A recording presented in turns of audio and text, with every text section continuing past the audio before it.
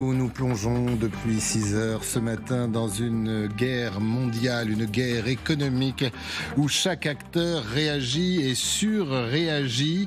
L'art du deal, de la grossièreté en prime. On écoutera Donald Trump dans un instant. Mais commençons par l'adversaire principal de Donald Trump, la Chine. Et pour nous en parler, je vais demander à mes experts de venir me rejoindre. Bonjour à tous, bienvenue. Joséphine Staron est là. Gwendoline Debonneau, Maxime Darnay, Guillaume Lagan. Il est là, Guillaume Lagan. Je ne sais pas ce que Guillaume Lagan a dans son petit sac, mais à chaque fois qu'on le voit sur son plateau, il y cherche quelque chose. Et Marie-Françoise Renard, merci beaucoup d'être avec nous, économiste, spécialiste de l'économie de la Chine. Pourquoi la Chine? Merci d'être avec nous. Eh bien, parce que chaque coup porté à sa réponse il y a quelques instants. On vient de l'apprendre. 104% de taxes, vous le savez, imposées par Washington à Pékin. Pékin répond à l'instant 84% de surtaxes, moyen de rétorsion. Et pourtant, l'Amérique devait le savoir. Écoutez, le porte-parole de Pékin, c'était peu de temps avant cette émission. Le droit légitime au développement du peuple chinois est inaliénable et la souveraineté, la sécurité et les intérêts du développement de la Chine sont inviolables. Nous continuerons à prendre des mesures fermes et vigoureuses pour sauvegarder nos droits et intérêts légitimes. Marie-Françoise Renard, il n'a pas fallu longtemps pour passer de la menace aux actes. Je rappelle, 84% de surtaxe de rétorsion, dit Pékin, sur l'ensemble des produits américains. Oui. Je ne vous entends plus. Vous ne m'entendez plus. Ça y est, je vous entends à nouveau. Ah, voilà. Je disais, il n'a pas fallu longtemps pour lire, écouter la réponse de Pékin à Washington. Oui, alors on sait très bien que la Chine est dans le viseur de Trump, c'est son premier ennemi, entre guillemets, et on sait aussi que la Chine est la deuxième puissance économique mondiale, a toujours dit qu'elle ne se laisserait pas avoir par Donald Trump, qu'elle ne céderait pas et qu'elle prendrait au fur et à mesure les mesures qu'elle considérait comme nécessaires. Alors, quand on en arrive à ce niveau de droits de douane, on peut toujours les augmenter un peu, ça ne change pas nécessairement grand-chose dans la stratégie des entreprises, parce qu'il y a deux cas de figure. Soit les entreprises ne trouvent pas de substitut aux produits qui sont importés de Chine, auquel cas les entreprises sont obligées de continuer à les acheter et de payer plus cher. Soit il y a des substituts, auquel cas on va acheter dans d'autres pays, mais qu'on ajoute 10%, chacun rajoute de jour en jour des nouveaux droits de douane.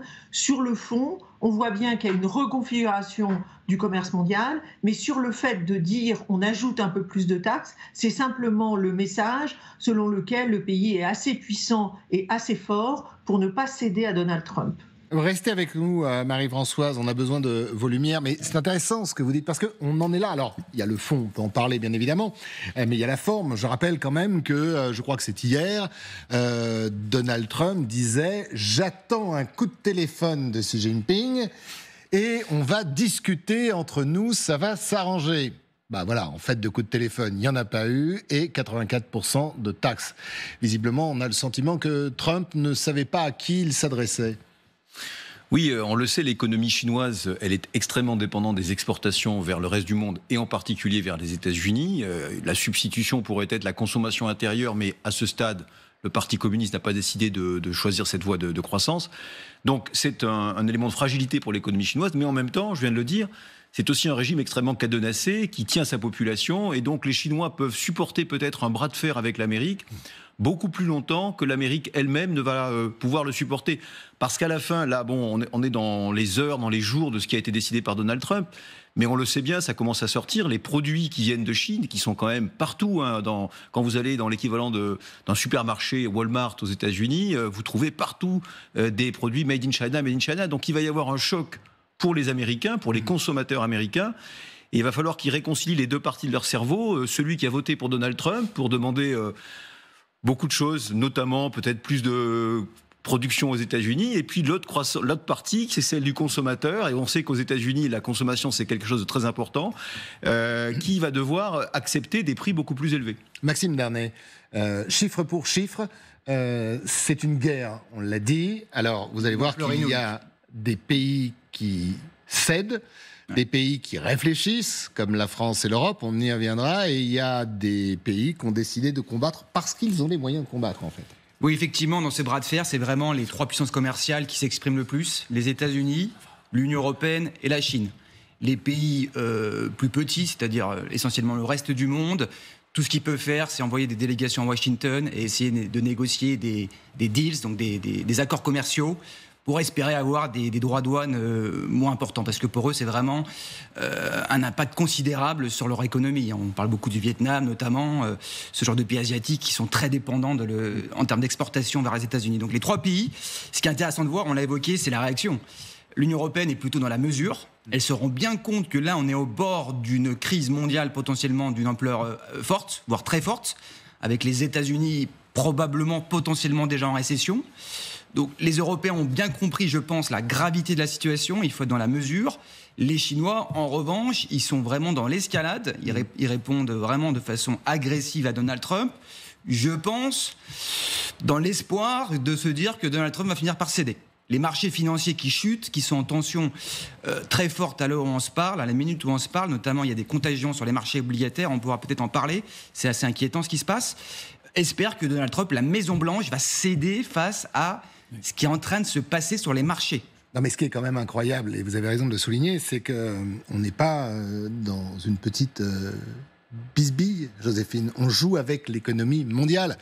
La santé de pays, des centaines de milliards d'habitants. Et là, vous avez deux hommes qui ont décidé de ne pas plier.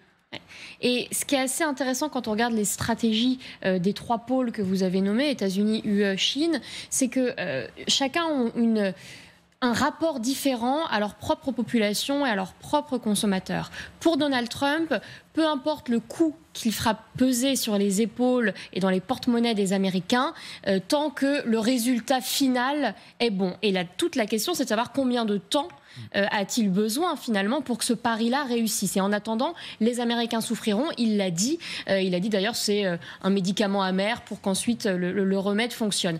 Du côté chinois, c'est un peu pareil. D'autant que là, vous êtes dans une économie dirigée, donc le Parti communiste fait un peu ce qu'il veut et impose ce qu'il veut à sa population. Et puis l'Europe, elle est obligée d'être mesurée. Pourquoi ? Eh bien parce que s'il y a bien une valeur cardinale en Europe, c'est la protection des citoyens et des consommateurs. Et on sait très bien que si on répliquait de la même manière que le fait Xi Jinping, directement, frontalement à Donald Trump, ceux qui en paieraient le prix immédiatement, ce seraient les consommateurs européens. Donc on a des méthodes, des stratégies qui sont différentes, mais qui correspondent aussi à un système de valeurs et à des priorités, une hiérarchie de nos priorités. Guillaume. Oui, juste deux rebonds. Le premier rebond, c'est qu'on a beaucoup dit depuis des années que Donald Trump était avant tout quelqu'un d'extrêmement, si vous voulez, regardant ses intérêts, sans aucune profondeur intellectuelle. Et là, je trouve qu'il est réincarné dans une forme d'idéologue du protectionnisme qui est tout à fait étonnant. C'est-à-dire, il nous dit, un peu comme Mao Tse-tung à l'époque, nous allons beaucoup souffrir, mais la lumière est au bout de chemin, la société va se transformer. Donc là, on est très, très, très surpris de cette transformation. Et le deuxième élément que je voudrais dire, c'est par rapport à la Chine. Je pense que la raison pour laquelle les Chinois ont augmenté leurs tarifs, leurs droits de douane d'une telle manière, c'est évidemment pas une réponse économique, parce qu'on l'a dit, Joséphine a raison, sur le plan économique, c'est une ineptie de mettre des droits de douane, y compris pour nous, on n'a pas intérêt sur le plan économique à répliquer. En revanche, pour eux, le défi n'est pas économique, il est politique. C'est-à-dire qu'on a l'impression que Donald Trump leur envoie un message très fort, il est « je veux tuer la Chine ». Mais tuer au sens puissance. Et donc, il n'y a pas tellement pour eux d'autres moyens que le bras de fer. Alors, vous parliez d'idéologue. Marie-Françoise Renard, on sait qu'autour de Donald Trump, oui, tuer la Chine, Pékin, le principal ennemi de l'Amérique, c'est quelque chose qui se dit, qui se pense, qui se réfléchit. Ça veut dire qu'aujourd'hui, Xi Jinping a bien compris qui était son principal adversaire ? Oui, alors je pense qu'il y a longtemps qu'il l'a compris. Effectivement, le problème de Donald Trump, comme de son prédécesseur d'ailleurs, c'est que la Chine est la deuxième puissance économique mondiale et qu'elle a fait énormément de progrès en matière de technologie et d'innovation.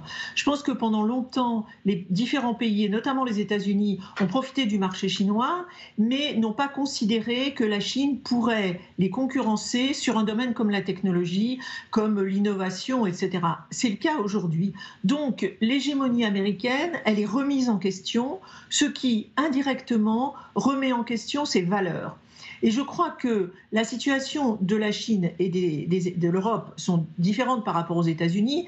Dans ce conflit, on voit bien aussi qu'il y a un conflit de valeurs. Alors, je ne sais pas si on aura le temps d'en reparler, mais il y a un conflit de valeurs entre les trois blocs, je pourrais dire, Chine, États-Unis, Europe. Mais l'Europe, elle a intérêt, d'une certaine façon, à attendre. Parce qu'on voit bien que les effets négatifs de ces mesures commencent à se voir, y compris aux États-Unis, que l'inflation, qui a sans doute été l'une des causes de la défaite de Joe Biden, risque d'arriver relativement vite. Et donc l'Europe a intérêt à ce que les États-Unis soient un peu affaiblis pour être en position de négocier, alors que la Chine, elle, a intérêt à dire nous, on est vraiment à égalité, vous voulez mettre des droits importants, nous aussi, on met des droits importants. Et le problème des États-Unis, alors la Chine a évidemment des problèmes économiques, mais le problème des États-Unis, c'est que là, il est en guerre contre le monde entier. Il ne sait pas garder d'alliés, les États-Unis ne sont pas alliés avec leurs amis traditionnels. Si la Chine est son ennemi premier, ce qui est le cas, on aurait pu penser que les États-Unis allaient s'allier avec l'Europe contre la Chine. Et ce n'est pas du tout le cas. Alors, donc c'est une position qui va être difficile à tenir pour les États-Unis. Difficile parce qu'il faut aussi rappeler que la Chine pourrait priver l'accès des États-Unis aux métaux rares, indispensables dans la plupart production de batteries, des technologies bien évidemment, mais également la tech. Il faut aussi rappeler, je crois que Pékin est à la 2e place des pays qui détiennent entre leurs mains la dette américaine. Et pourtant, vous allez l'écouter, Donald Trump raisonne. Donald Trump ne fait rien au hasard. Je sais ce que je fais, et vous savez ce que je fais aussi, c'est pour ça que vous votez pour moi. Des droits de douane supplémentaires de 104% sur les biens chinois entreront en vigueur. Ce sera comme ça jusqu'à ce qu'ils passent un accord avec nous. Je pense qu'ils passeront un accord à un moment, la Chine le fera. Ils veulent passer un accord, ils le veulent vraiment, mais ils ne savent simplement pas par où commencer, car c'est un peuple fier. Très intéressante cette déclaration. Il y a le contexte, bien évidemment. Il était hier devant un dîner de donateurs. Il remerciait, bien évidemment. Il y avait les ultras des ultras, ceux qui ont voté pour lui. Mais c'est incroyable. C'est de la folie, c'est de la candeur ou il a raison? Je ne sais pas. Tiens, on va faire un grand tour de table. Quand vous écoutez ça, vous, l'économiste? Écoutez, c'est très inquiétant ce qui est en train de se passer parce qu'aucune des deux parties, ni États-Unis ni Chine, ne semble vouloir céder, puisque le premier qui cédera, il sera d'une certaine façon un peu humilié. C'est ce qui ressort des déclarations du président Trump. En attendant, les impacts sur l'économie risquent d'être vraiment très très importants. Donc il faut espérer que la raison revienne dans les cercles des dirigeants à Pékin et Washington. Elle peut revenir pour éviter le scénario du pire. Je vous sens sceptique en fait. C'est ce qui m'inquiète. Écoutez, on est quand même surpris par la détermination du président Trump, pour être honnête avec vous. On s'est toujours dit qu'il veut faire des deals, etc. Mais jusqu'à présent, il n'a jamais reculé, ou quasiment jamais reculé, sur les droits de douane et les mesures qu'il a annoncées en dépit du crash boursier, en dépit des risques de récession qui ont fortement augmenté, en dépit de ce qui est en train de se passer sur les marchés obligataires, avec les taux d'intérêt sur les obligations du Trésor américain qui montent en flèche là actuellement. Donc il y a potentiellement, faut rester prudent et il faut garder son sang-froid, mais il y a potentiellement le risque d'une crise de la dette aussi et d'une remise en cause même de l'hégémonie du dollar qui est au centre du système financier. Il y a ça derrière, bien évidemment. Pékin, ce sont les BRICS et on sait qu'il y a la bataille du dollar. Il y a une bataille territoriale même. À l'origine, c'est vraiment une des idées de Trump, c'est que les États-Unis ont un déficit extérieur énorme qui n'est plus soutenable. Donc ils pensent que les droits de douane sont un des moyens de réduire ce déficit extérieur. La réalité est un peu plus complexe. Je ne pense pas que les droits de douane soient le meilleur outil pour résoudre ça.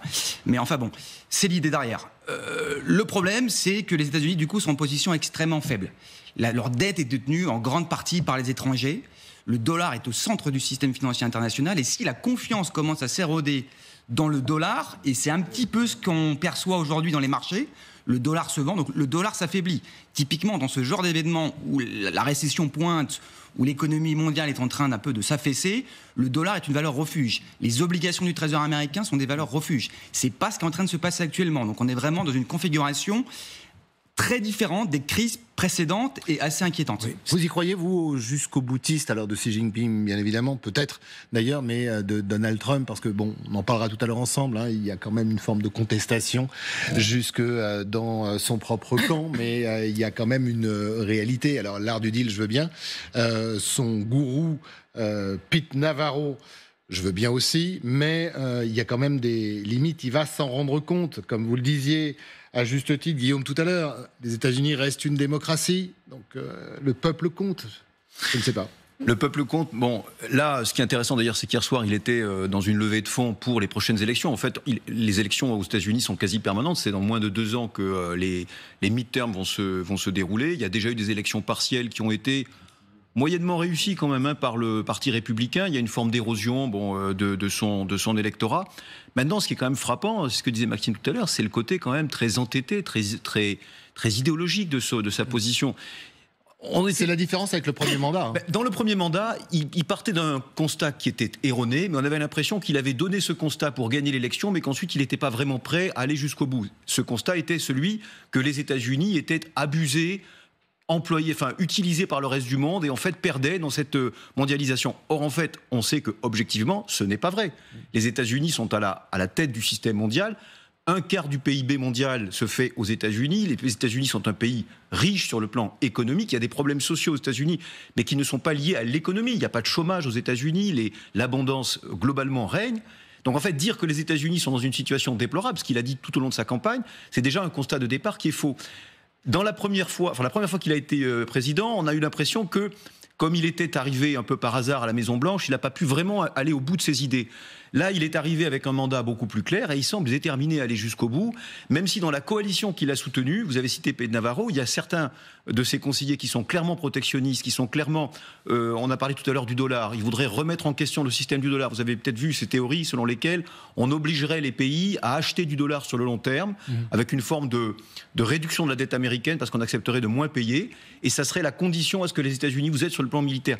Donc c'est une vision complètement révolutionnaire de ce qu'est le dollar, parce que le dollar, justement, s'il est très utilisé aujourd'hui, c'est la raison inverse, c'est parce que c'est une monnaie parfaitement convertible, appuyée sur un grand marché, qu'on peut donc utiliser partout dans le monde, donc c'est exactement le contraire. Avec une difficulté, c'est que ces théoriciens autour de lui, on parlait de Pete Navarro, c'est quelqu'un qui a connu un monde qui n'existe plus. Le monde où la Russie s'appelait encore l'URSS et les relations internationales n'étaient pas les mêmes.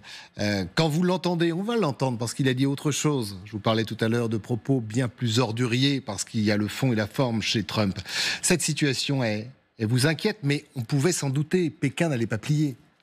Alors, on pouvait s'en douter, mais je pense que ce qui est important de ressortir de tout ça, parce qu'on est en train de le vivre, donc c'est très compliqué d'avoir du recul, mais c'est en direct. Ce qui est probablement en train de se passer, on parlait de valeurs, on parlait d'idéologie, moi je rajouterais le mot vision. On a 2 visions totalement opposées qui s'opposent aujourd'hui dans un combat de boxe qui nous paraît complètement absurde, étant donné qu'on n'était pas du tout dans ces modèles diplomatiques-là jusqu'à présent.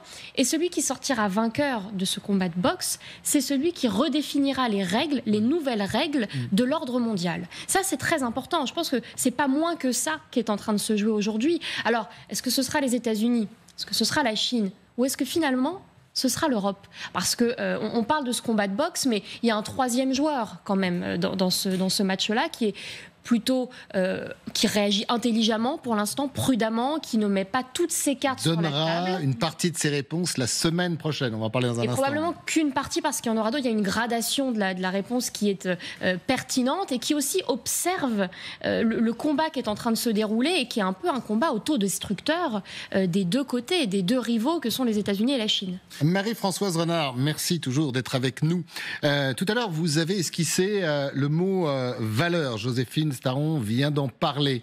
Dans les valeurs que porte la Chine, dans cette envie aussi de conquérir le monde, j'esquissais tout à l'heure le nom des BRICS, notamment de cette redistribution des pouvoirs et des richesses. Est-ce que les valeurs vont compter? Prenons les valeurs de la Chine, celles des États-Unis, celles de l'Europe. Est-ce qu'on a peut-être des chances de s'en tirer ou peut-être que l'Amérique et la Chine vont vouloir se détruire jusqu'au bout?